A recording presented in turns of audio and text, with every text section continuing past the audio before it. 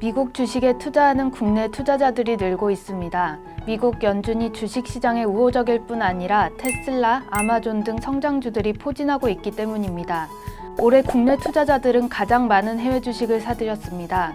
2020년 1월 1일부터 6월 17일까지 가장 많이 산 주식을 보면 1위 테슬라 2조 3,900억 원, 2위 마이크로소프트 1조 7,900억 원, 3위 애플 1조 6,400억 원, 4위 아마존 1조 3,900억 원 순입니다.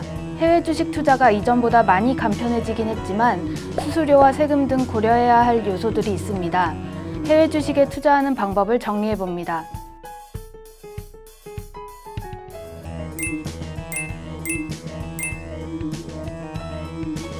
첫 번째, 계좌 개설. 증권사 영업점이나 온라인 홈페이지에서 해외 주식 거래가 가능한 종합계좌를 개설합니다. 일반 계좌처럼 24시간 365일 비대면 방식으로 개설할 수 있습니다. 두 번째, HTS 다운로드. 증권사 홈페이지에서 PC 또는 모바일용 거래 시스템을 내려받습니다. 세 번째, 환전 및 입출금. 따로 달러 예금이 없다면 원화로 입금한 뒤 달러로 환전하는 과정을 거쳐야 합니다. 이때 매매 기준율, 즉 환율과 환전 수수료는 증권사마다 다릅니다. 매매 기준율에 환전 스프레드를 적용하면 실제 환전 금액이 됩니다. 환전 스프레드는 외환을 사고 팔 때의 환율 차이, 즉 증권사가 가져가는 수수료입니다. 대부분의 증권사들은 40에서 90% 수준의 환율 우대 서비스를 제공합니다. 예를 들어 매매 기준율이 1달러당 1,193.2원, 환전 수수료가 1.75%라면 1달러 환전할 때마다 수수료는 20.88원입니다. 여기에 90% 환율 우대를 적용하면 은행은 전체 수수료의 10%만 받겠다는 뜻입니다. 따라서 아까 계산한 수수료 20.88원의 10%, 즉 2.09원으로 수수료가 낮아집니다. 따라서 최종 적용 환율은 1,195.29원이 됩니다. 그런데 환율 변동 때문에 투자 손익과 별개로 환차익이나 환차손이 발생할 수 있습니다. 그래서 환차익을 극대화하려면 환율이 하락할 때, 즉 원화 강세일 때 해외 주식을 사서 환율이 상승할 때, 즉 원화 약세일 때 파는 것이 낫습니다. 같은 돈으로 더 많은 주식을 거래하는 효과입니다. 이 과정에서 발생하는 환차익은 과세 대상이 아닙니다. 네 번째, 해외 주식 매매. 이제 주식을 살 차례입니다. 몇 가지 주의해야 할 것이 있습니다. 첫째, 시세는 15분 지연 시세입니다. 현재가 주문을 해도 15분 전 가격이기 때문에 체결이 되지 않을 수 있습니다. 실시간 시세를 확인하려면 월 이용료를 내야 합니다. 보통 2달러에서 8달러 수준입니다. 둘째, 주요국별 한국 기준 거래 시간을 파악합니다.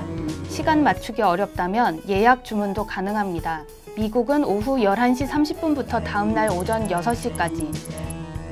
지금은 서머타임이 적용돼 오후 10시 30분부터 오전 5시까지입니다.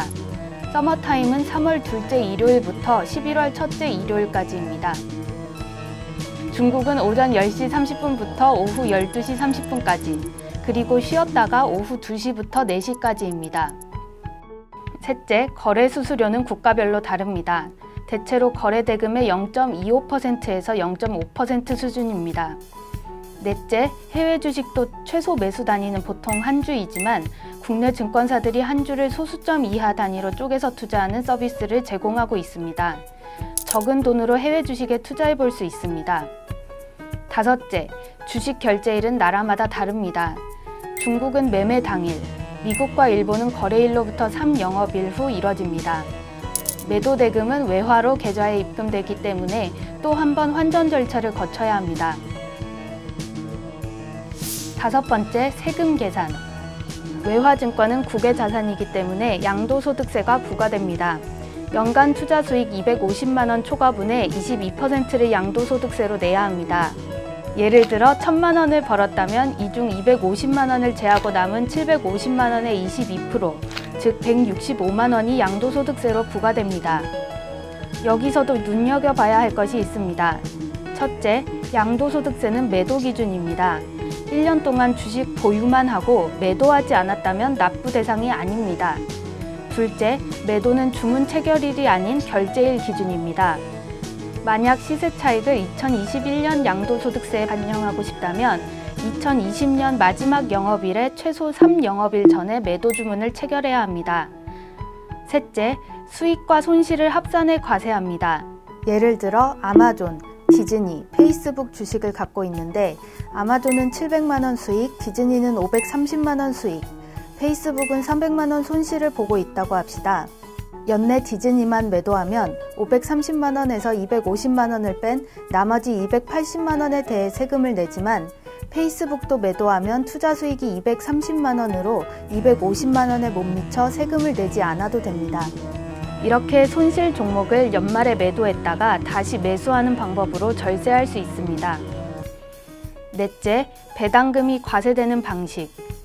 배당금은 현지 배당세율을 적용해 징수된 다음에 계좌에 입금됩니다. 입금된 돈은 이미 세후 배당소득이란 뜻이죠. 단, 현지의 배당세율이 국내 기준인 14%보다 낮을 경우 차익만큼 추가로 징수됩니다. 미국은 배당세율이 15%이기 때문에 국내에서 추가로 세금이 부과되지 않습니다. 마지막 팁!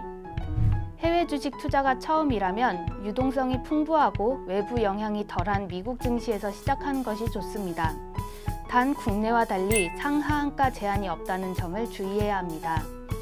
개별 주식을 고르기 어렵다면 업종, 지수 등을 추종하는 ETF로 시작하는 것도 방법입니다.